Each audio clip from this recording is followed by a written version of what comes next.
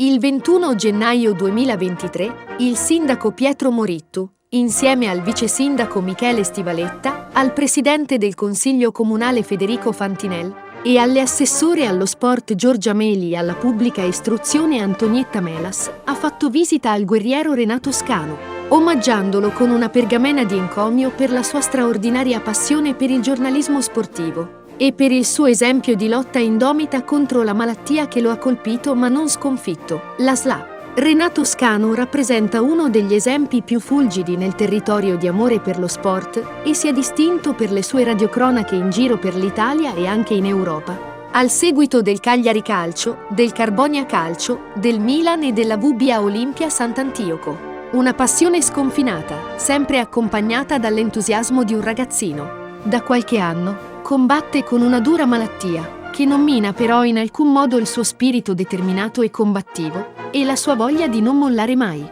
Forza Renato, ha commentato il sindaco Pietro Morittu, che ha ringraziato la famiglia di Renato e tutta la rete di medici e il personale sanitario che, con dedizione e professionalità, quotidianamente si prende cura di lui e di tutti i pazienti che soffrono di questa malattia. La passione e l'attivismo di Renato non conosce sosta e continua con l'avvio di una raccolta fondi per la ricerca attraverso la richiesta di maglie da gioco di tutte le squadre d'Italia. Raccolta che sta incontrando un grande successo.